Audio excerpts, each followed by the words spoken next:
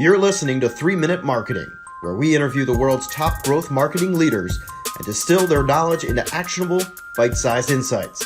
Now here's your host, Chris Mechanic. Hello, 3 Minute Marketing fam. Chris Mechanic here. Another interesting episode. Today's guest is Amy Barzdukas, who's CMO of WiTricity, WITRICIT. They're a charging, an electronic vehicle charging startup, and is funded and very small for what she's used to, because she came up as a longtime executive at Microsoft and then at HP, where she did some really big things.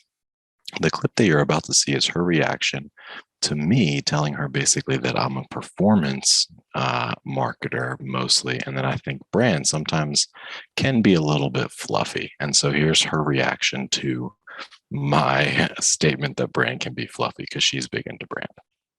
Too often, brand is not central to either the marketing efforts or to the business strategy, and is seen as kind of something that takes whatever it's given and makes it pretty. And that's a big mistake. Performance guys like me roll my eyes when I see brand. It's a brand, right? Here we go. Not really, not anymore, but I'm a convert. Yeah. And so there's a lot of branding work that people see as somewhat pedantic, and does it really matter if we have the brand hierarchy established, and does it really matter? I mean, we do what we do, but words matter, and authenticity matters, and having a point of view that is authentic to who you are as a brand is both a signal to your customers and your potential customers, as well as your prospects, that they know what they're signing up for. Mm-hmm. When you have a great brand, you're also then really defining the criteria for whether or not a particular product or a particular piece of software or a particular price point is something that is authentic to you. And customers can smell authenticity or lack thereof from a very, very far distance. And when you're not being authentic to who you are as a brand, the backfire is horrible. We've different companies I've been in, we've actually used brand as kind of the litmus test. Does that price point for that kind of a solution with this set of features versus this set of features, who is actually, or which one of those is really true to who we are as a company? And it can be terrific when you have that depth of understanding of who you are and what you stand for. See, well, that right there, and we don't have to publish this if you don't want this part, but that right there sounds kind of fluffy to me. Like the price point is, resembles your authenticity. So if I were to, restate my opinion that, branding is kind of fluffy, how would you argue against that? So if you are a brand that stands for value, you're not going to come out with a product that is premium priced. Sure. Right. True. But there's a lot of gray area between what's a premium price, what's a not premium price, if you're a brand that stands for impeccable audio quality. Mm-hmm. Right? You're not going to come out with a headset that is mediocre because that gets you at the right price point. Right. Yep. So they become choice points in the product definition. If you're a brand that speaks, to senior citizens, you're not going to, develop a new TikTok campaign. Right. That's not the kind of marketing you're going to do. That's not where necessarily those people live. Right. I would agree. Yeah. So I think it can influence product decisions. It can influence make or buy strategy. It can influence marketing mix. And it becomes really important to understand what your brand stands for, so that you don't spend money just because you have it, because it may not be time for that product to be marketed. So what you're saying sounds logical enough. But what are some things that you might be able to measure to determine the effectiveness of a brand, because maybe that's why it's fluffy, is because it seems like a lot of, ideate, like big ideas kind of, and then a consensus is drawn by committee, and then they launch, and then like, that's it. I haven't seen really a whole lot of like measurement. There's maybe some customer studies, but can you think of any ways to like make branding more performance driven? Yeah. So the first thing I would do is I would take issue with the by committee. If you are trying to do anything brand oriented by consensus, it will by definition suck, because great brand is also usually, at least to some extent, polarizing. And so that's where you have to really know and understand your customer, because a lot of times, I don't know how many times I've said this in the boardroom, where somebody said, well, I don't know about that. And I'm like, okay, to be clear, you are not our target customer. So it shouldn't appeal to you, right? Yeah. Board member or board member. Great point. But I think, there are common proxies for brand strength, right? What is your share of voice? What's your web traffic versus others? What's the time spent on there's all of that kind of stuff. But ultimately, I think your brand strength comes down to NPS. Now, that's really hard for most companies, particularly my company size, many company sizes, to measure, because NPS has traditionally been a very expensive thing to measure. But if you can find a way to do it, it can give you incredible insights into what you can do to improve your brand. One of the things when I was with HP and we were working on an NPS study was we found that the number one issue and thing that people had bones to pick with us was about battery life, battery charging cables, everything to do with battery. And so that then became one of the chief driving principles behind the next wave of personal and business PCs that we came out with. We needed to challenge the perceived wisdom on what battery life could be for a Windows-based PC. And it led to some really fantastic breakthroughs that helped us gain market share. And that's a way to really measure your brand, right? Are you growing in market share? Are you growing in revenue? Those are good things. Absolutely. So you guys basically, based on user voice, based on what you heard, you changed your strategy at the brand level, and really at the product level, it sounds like, to focus on the charging piece. That's right. Well, there you have it. Was the key issue. Yeah. Well, there you have it, ladies and gentlemen.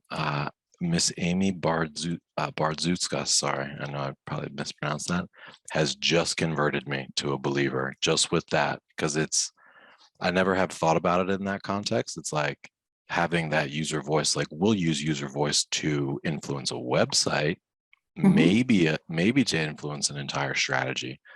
But to take that user voice and then reapply it at the very highest levels, and then measure it through to like that specific feature or benefit of the product and gaining market share, like that's something that a performance person can get behind.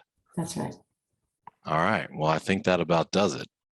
Ladies and gentlemen, if you've enjoyed this today, please drop us a like or a comment. Let us know what you'd like to hear. Amy, it's been a real pleasure today.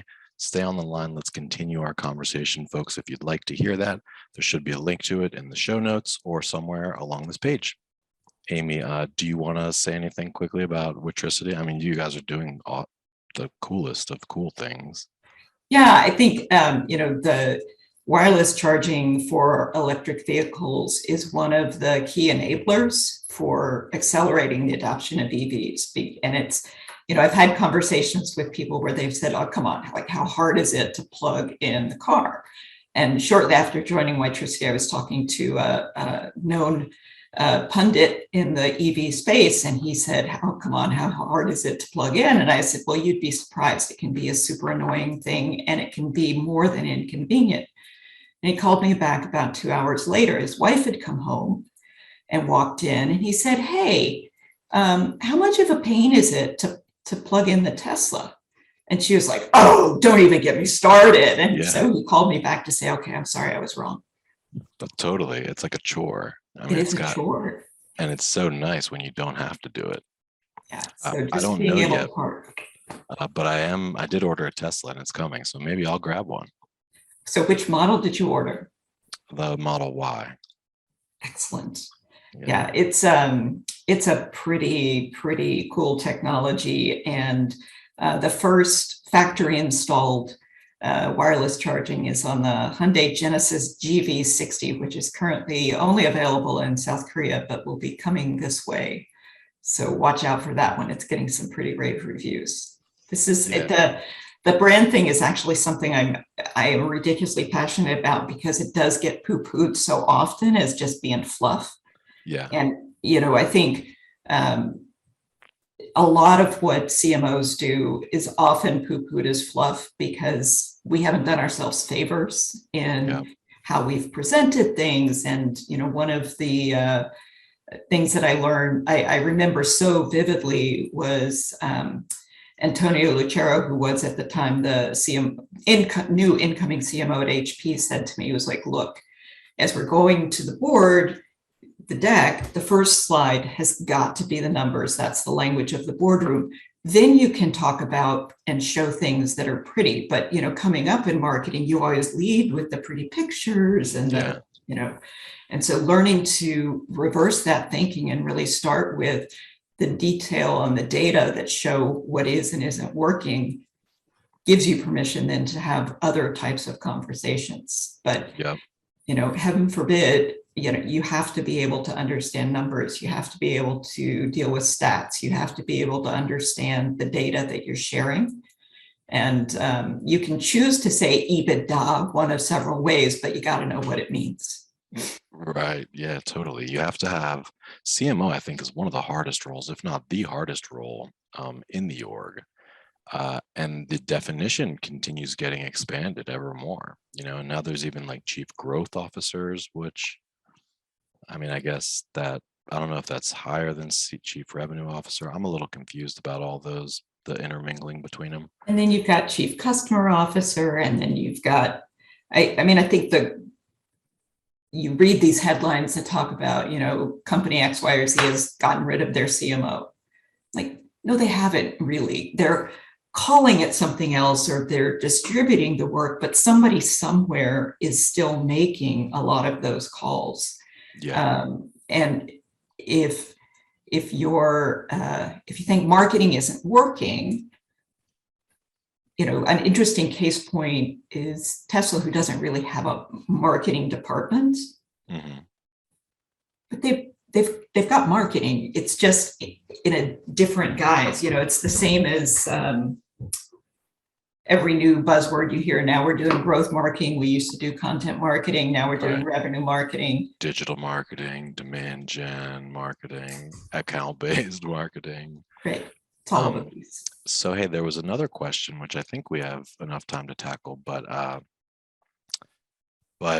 in terms of getting that attention from the board, for them having to take you seriously, right? You've done it now at the highest levels of HP and Microsoft, and now you're doing it at WiTricity.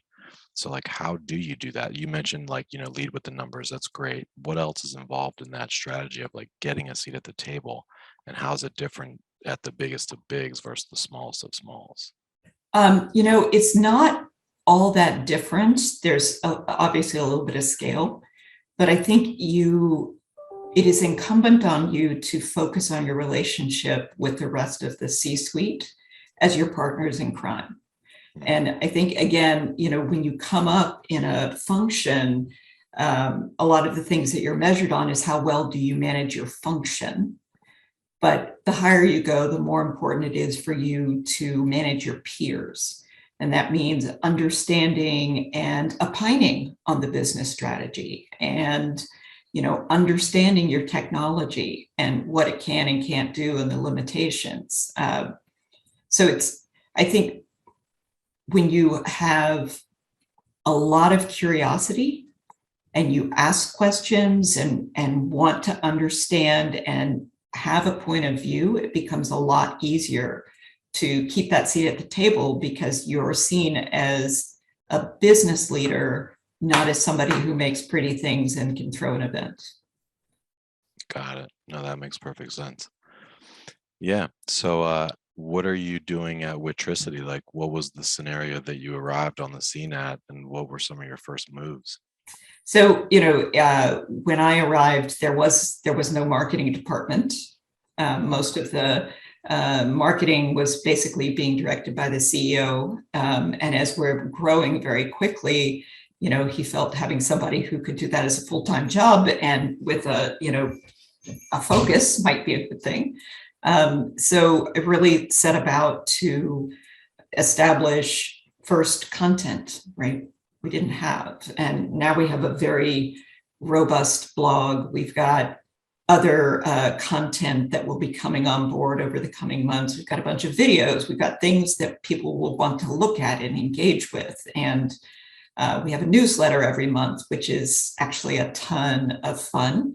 And right now, at least, knock on wood, we're, crushing the open rates and click rates of what we would expect to see. So Nice. really starting with the basics, but we are dreaming big because it's going to be a busy year. Yeah. So you're hiring a team, I would imagine, or at least some help. I am. I've hired 2, 3, more to come. Mm-hmm. All right. Well, I want to wrap this here because I am sensitive to your time. I imagine you have a zillion things to do.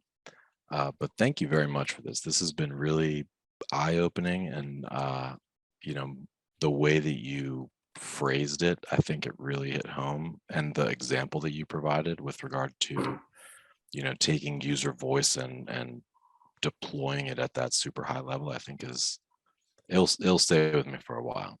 Right on. So I appreciate that. Thank you so much. Have a great day.